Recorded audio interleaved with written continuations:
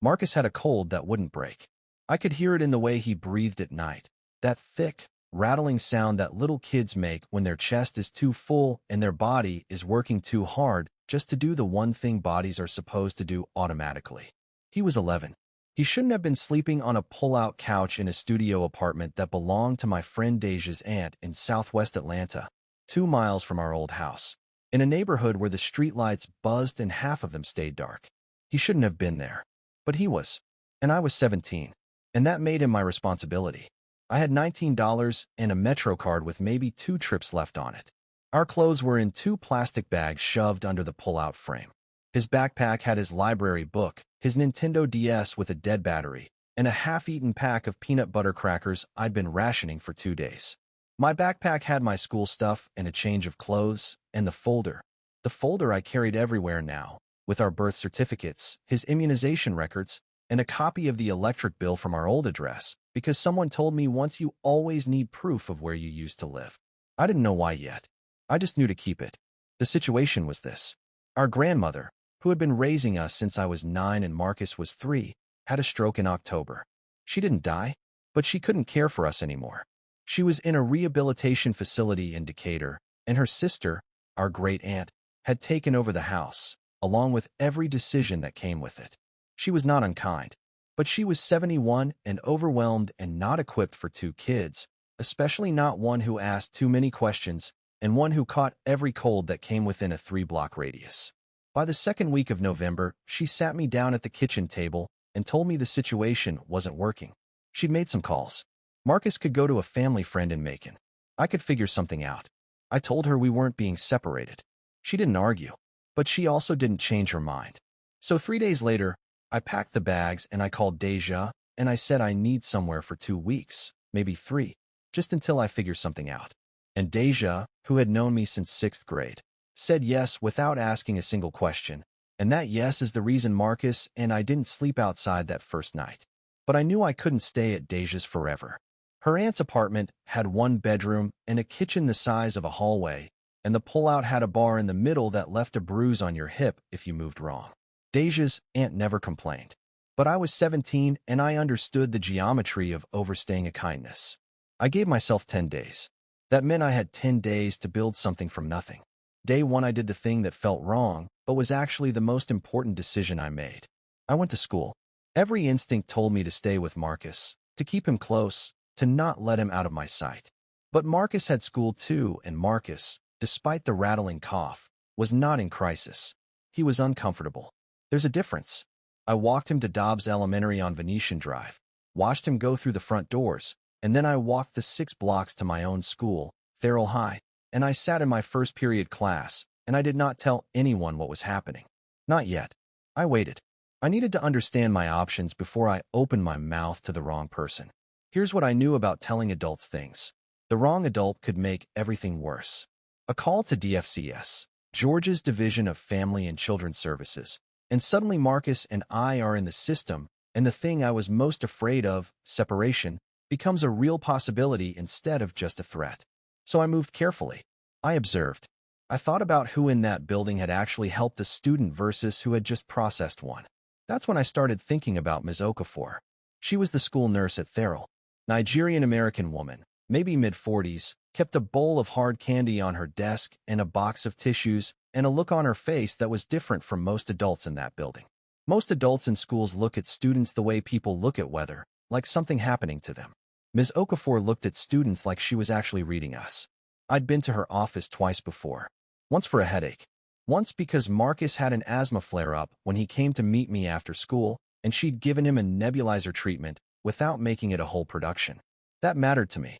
The way she handled that told me something. I went to her office on the second day, right before lunch. I sat in the chair across from her desk, and I said, very quietly, I need to talk to you about something, and I need to know what happens after I tell you. She put down what she was doing. She looked at me. She said, it depends on what you tell me, but I want you to understand that my job is to help you, not to create more problems for you. That was the right answer. I told her everything. The stroke, the great-aunt, Deja's couch, Marcus's cough, the folder, the $19. She listened to the whole thing without interrupting. When I finished, she was quiet for a moment. And then she did something I didn't expect. She didn't pick up the phone. She didn't fill out a form. She opened her desk drawer and she took out a booklet, laminated, well-worn, the kind of thing that had been consulted many times. And she said, "Have you ever heard of McKinney-Vento?" I had not. She explained it in plain language. The McKinney-Vento Homeless Assistance Act is a federal law. It says that any student experiencing housing instability, couch surfing counts, motels count, cars count, shelters count, is entitled to stay enrolled in their school with no interruption, receive free meals automatically, have their transportation needs assessed, and be assigned a liaison who is legally required to help coordinate services. She said, "You are not required to have a permanent address to attend this school or any school." And she said something else that I have never forgotten. She said, "Your brother qualifies too. As long as you are his primary caregiver and you are both in unstable housing, his school cannot require parental contact that you cannot provide." That last part is what broke something open in me. Because the thing I had been most afraid of, that someone would discover Marcus didn't have a stable adult guardian and make a decision I couldn't control, was the exact thing the law was designed to prevent from harming us. We had rights. Specific, named, enforceable rights. And a school nurse in Southwest Atlanta who knew about them. Ms. Okafor made one phone call while I sat in that office. Not to DFCS. To the district McKinney-Vento liaison. A woman named Mrs. Terrell who was at our school within 2 days. Mrs. Terrell brought paperwork. Real paperwork.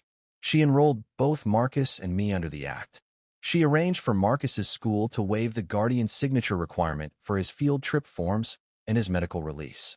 She connected us to the Atlanta Community Food Bank's Student Resource Program, which meant both of our schools started sending food home on Fridays in a backpack. No questions, no forms, just food. She also told me about the Georgia Emergency Shelter Program for youth and, more importantly, about a transitional housing organization called Covenant House Georgia on Peachtree Street in Midtown that had a specific program for youth who were primary caregivers for minor siblings. I didn't know that existed. I didn't know any of it existed. Within 11 days, we were off Deja's pull-out couch. We were in a transitional housing unit, a real room, a real bed, a shared kitchen. Marcus's cough cleared up inside a week. Turned out part of it was the air quality in that studio apartment. In the new room, he slept straight through the night. The first morning I heard his breathing, and it was just breathing. No rattle, no labor, just quiet, steady breath. I sat on the edge of my mattress, and I didn't do anything for a long time. I just sat there. I finished that semester. I did not miss a single final exam. Here is what I need you to know if you are in the position I was in. Write these down. The McKinney-Vento Act applies to you whether you are in a shelter, a friend's couch, a car, or a motel. It applies to your siblings if you are their primary caregiver. Your school's front office may not know about it. Ask for the McKinney-Vento liaison by that specific title. If your school doesn't have one, contact your district office and use that name. If you are a minor caregiver, Covenant House has locations in multiple cities: Atlanta, New York, Los Angeles, Houston, New Orleans, Detroit, Washington, D.C. They have sibling programs. They have case workers. They do not require a parent to walk you in. And if you are sitting across from someone in a school right now trying to decide whether to trust them, look for the one who asks what happens next instead of what happened. That's your person. If you want more stories like this, subscribe.